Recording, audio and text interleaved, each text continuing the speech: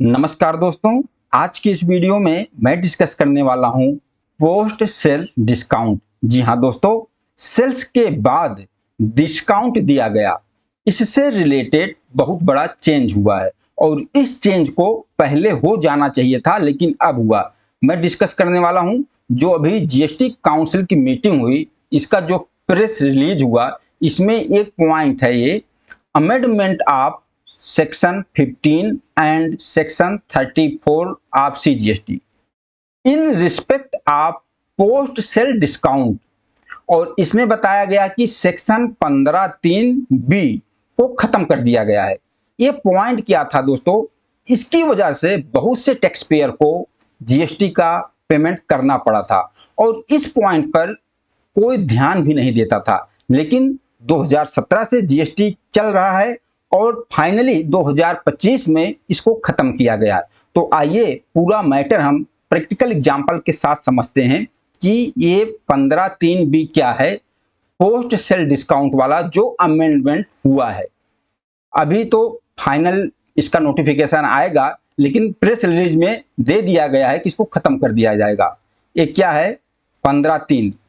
दोस्तों, जो हम सेल्स पे डिस्काउंट देते हैं वह सेक्शन 15(3)(a और b में बताया गया है। ए का तो कोई मैटर नहीं है, ए में तो सीधा बताया गया है कि आपने जिसको डिस्काउंट दिया है, जब आप उसकी इनवॉइस बना रहे हैं तो आप इनवॉइस में ही डिस्काउंट को शो कर दीजिए और आपके टैक्सेबल वैल्यू से वह डिस्काउंट माइनस हो जाएगा। ए में तो कोई मैटर नहीं है, ओके। लेकिन जो मैटर है 15(3)(b में, जिसको ये खत्म कर रहे हैं अभी, इसमें क्या है 15(3)(b में डिस्काउंट अमाउंट को इनवॉइस में नहीं शो किया गया। मतलब इस तरीके से, मान लीजिए मैं एक सप्लायर हूं, मैंने किसी को गुड्स सेल किया 5 लाख का टैक्सेबल वैल्यू है, सेल्स वैल्यू, और उस पर 18% जीएसटी लगा दिया 90,000, टोटल इनवॉइस 5,90,000 का बना दिया, ओके। लेकिन हमने डिस्काउंट भी दिया है, लेकिन उस डिस्काउंट का जिक्र हमने इस इनवॉइस में नहीं किया। अगर इस इनवॉइस में ही डिस्काउंट में मेंशन कर देता, जैसे 50,000 का डिस्काउंट दिया, तो इसी इनवॉइस में 50,000 डिस्काउंट मेंशन कर देता तो 5 लाख में से 50,000 माइनस हो जाता, तो 4.5 लाख पर जीएसटी लग जाता। वो 15(3)(a का मैटर है, ओके। लेकिन वहां तो कोई दिक्कत है नहीं। यहां पर दिक्कत वाली बात है कि हमने इनवॉइस पर डिस्काउंट मेंशन नहीं किया, ओके। लेकिन बाद में क्या होता है, मान लीजिए मैंने 50,000 का डिस्काउंट दे दिया। अब 50,000 का डिस्काउंट दिया तो उसके लिए मैं क्रेडिट नोट बनाऊंगा और उससे क्या होगा कि 50,000 की सेल्स हमारी कम हो जाएगी और 50,000 के ऊपर जो जीएसटी बनता है वह लायबिलिटी भी हमारी कम हो जाएगी। जब मैं क्रेडिट नोट बनाऊंगा तो हमारी सेल्स और लायबिलिटी दोनों कम हो जाएगी। तो मैंने क्रेडिट नोट बना दिया, किसके लिए? डिस्काउंट देकर। अब मैटर क्या बनता है कि हमने तो क्रेडिट नोट बनाकर अपनी लायबिलिटी भी कम कर लिया डिस्काउंट का, लेकिन इसमें कहा गया है कि अगर आप इस तरीके से क्रेडिट नोट बनाया हो तो आपको सप्लाई के टाइम या सप्लाई से पहले ही आपके बीच और आपके रिसिपिएंट के बीच कोई एग्रीमेंट बना होना चाहिए, जिसमें ऐसा लिखा हो कि अगर फ्यूचर में कोई डिस्काउंट दिया जाता है और जो रिसिपिएंट है वह आईटीसी रिवर्स करेगा, तो जो यह डिस्काउंट वाला अमाउंट है तो यह सप्लाई का पार्ट नहीं माना जाएगा, फिर इस पर आपको जीएसटी देने की जरूरत नहीं है। इस तरीके से कोई एग्रीमेंट बना हो और जो आप क्रेडिट नोट बनाओगे उस टैक्स इनवॉइस से लिंक होना चाहिए। ये पूरा मैटर था किसमें, 15(3)(b में। अगर आपने क्रेडिट नोट बना दिया और इस तरीके का कोई एग्रीमेंट नहीं है, फिर आपका यह क्रेडिट नोट वैलिड नहीं माना जाएगा। आपकी ना सेल्स कम होगी और ना ही लायबिलिटी कम होगी, आपको जीएसटी देना पड़ेगा। ये रूल चल रहा था और इसका कोई मतलब ही नहीं है। अगर आपने क्रेडिट नोट बना दिया तो आपका जो रिसिपिएंट है उसके जीएसटी या 2B में जाएगा, वो आईटीसी भी कम करेगा। मान लीजिए उसके 2B में गया, उसने आईटीसी भी कम कर दिया, लेकिन आपके पास एग्रीमेंट नहीं है, तो जो प्रॉपर ऑफिसर होगा जो ऑडिट कर रहा है, आपकी बुक्स आप अकाउंट को चेक कर रहा है, वह तो बोलेगा आपके पास एग्रीमेंट नहीं है, इस पर तो आपको जीएसटी देना पड़ेगा। तो यहाँ ये पॉइंट था और इसकी वजह से जिसको नहीं पता था इसके बारे में उसने क्रेडिट नोट बना दिया डिस्काउंट दिखाकर, ऑडिट में उसके ऊपर लायबिलिटी निकल जाएगी। तो इस पॉइंट को खत्म कर दिया गया, 15(3)(b) को खत्म कर दिया गया। जो ये प्रेस रिलीज में ये पॉइंट बताया गया है कि अमेंडमेंट सेक्शन 15 एंड 34, ये वाला पॉइंट जो मैंने आपके साथ डिस्कस किया, ये पॉइंट पूरा है जो यहाँ ये बता रहे हैं amend section 15(3)(b) of CGST। तो 15(3)(b) को ही खत्म कर दिया। अब आप क्रेडिट नोट दोगे, आपका जो रिसिपिएंट होगा उसके GSTR2 में जाएगा, वो ITC कम कर देगा, आपकी लायबिलिटी कम हो जाएगी। एग्रीमेंट है या नहीं है, कोई दिक्कत नहीं है। ऐसा कोई जरूरी नहीं कि आपके पास एग्रीमेंट होना चाहिए, ये पूरा मैटर ही खत्म। इसके लिए अमेंडमेंट कर दिया गया है, नोटिफिकेशन आएगा। और एक चीज और है, जो एक सर्कुलर नंबर 212/6/2024 था, इसको भी खत्म कर दिया गया। इस पॉइंट को बिल्कुल खत्म कर दिया गया और ये बहुत अच्छा हुआ, इसको खत्म होना ही चाहिए था, जो कि अब जाकर खत्म हो रहा है। ये मैटर हो गया आपका 15(3)(b) वाला, ठीक है। ये तो अच्छा हुआ, क्लियर हो गया पूरा मैटर, यहां तक का कोई दिक्कत नहीं। लेकिन जो अगला एक नया कंफ्यूजन और है, और करंट टाइप में प्रैक्टिकल में उस टॉपिक पर भी GST ऑफिसर लायबिलिटी निकाल रहे हैं। वो पॉइंट क्या है, सेल्स के बाद मिले डिस्काउंट पर भी GST बोल रहे हैं डिपार्टमेंट वाले, इस पर भी GST के लिए बोल रहे हैं। क्या, जैसे इस चीज को एग्जांपल समझ लेते हैं।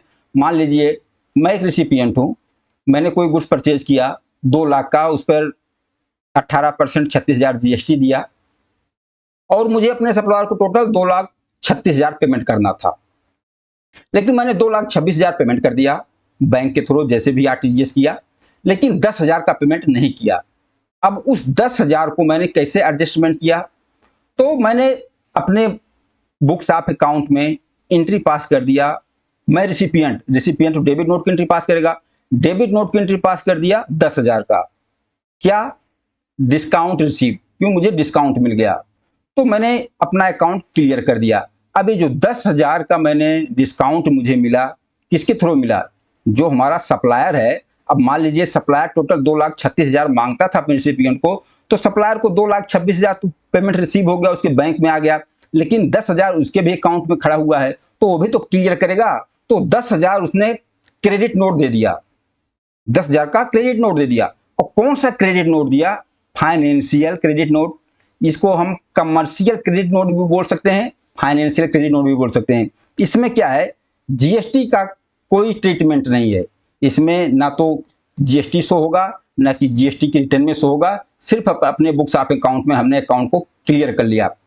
सप्लायर ने 10,000 का क्रेडिट नोट बना दिया, डिस्काउंट दे दिया अपने कस्टमर को, फाइनेंशियल क्रेडिट नोट या कमर्शियल क्रेडिट नोट बना दिया, ओके। अब डिपार्टमेंट बोलता है कि जो रिसिपिएंट ने ये 10,000 पेमेंट नहीं किया, जो इसको डिस्काउंट मिला 10,000 का, इस पर भी GST मांग रहे हैं। अब इस पर GST का मैटर कहां बनता है, मान लीजिए जो ओरिजिनल सप्लाई हुई थी, ये रिसिपिएंट ने 2 लाख का परचेज किया था, इस पर 18% 36,000 GST भी दे दिया, ना तो ये GST अपना कम कर रहा है, और जो सप्लायर है वह अपनी लायबिलिटी भी नहीं कम कर रहा है। जब लायबिलिटी वो नहीं कम कर रहा है तो इसका ITC भी नहीं कम होगा। इन्होंने फाइनेंशियल क्रेडिट नोट दे दिया, सप्लायर ने फाइनेंशियल क्रेडिट नोट दे दिया जिसमें GST नहीं मेंशन किया 10,000। अब इस 10,000 पे क्या GST दोबारा देना पड़ेगा। डिपार्टमेंट यहाँ जब अभी ऑडिट कर रहा है, तो ऑडिट में अगर इस तरीके से बुक्स ऑफ अकाउंट में मिल रहा है कि हमने अपने सप्लायर को डिस्काउंट दिखा के अपना खाता नील कर दिया और हमारे सप्लायर ने कमर्शियल क्रेडिट नोट डालकर हमें डिस्काउंट दे दिया, तो इस पर भी डिपार्टमेंट हमसे GST कलेक्ट कर रहा है। तो आप लोग बताइए कि इस commercial credit note debit note पर क्या हमें GST देना चाहिए, क्योंकि इस पे GST का कोई मैटर नहीं बन रहा है। इस पॉइंट एक कंफ्यूजन है, प्रैक्टिकल टाइम में इस तरीके के केस बहुत हो रहे हैं।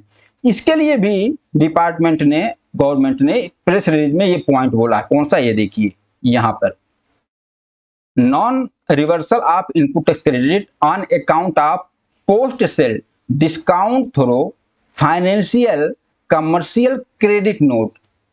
इस पर अभी कोई क्लियरिटी नहीं है कि इस पर क्या होगा। आगे ये इस पर भी नोटिफिकेशन लाएंगे और इस मैटर को क्लियर करेंगे कि अगर फाइनेंशियल क्रेडिट नोट किसी को दिया जा रहा है तो उस पर क्या जीएसटी की लायबिलिटी बनेगी या नहीं बनेगी, क्योंकि यह प्रैक्टिकल टाइम में बहुत बड़ा कंफ्यूजन है और इससे रिलेटेड लायबिलिटी भी निकल रही है, लोगों के ऊपर नोटिस भी आ रही है। तो इसका भी गवर्नमेंट ने इसके बारे में भी संज्ञान लिया है और इस पर अब क्या क्लियरिटी आएगी आगे देखा जाएगा। ये दो चीजें मेन पॉइंट था जो कि मैंने आपके साथ यहाँ पर डिस्कस किया, बिल्कुल प्रैक्टिकल वाइज। दोस्तों इस तरीके से जो भी अभी चेंज हुआ है एक एक पॉइंट को हम प्रैक्टिकल वाइज डिस्कस करेंगे।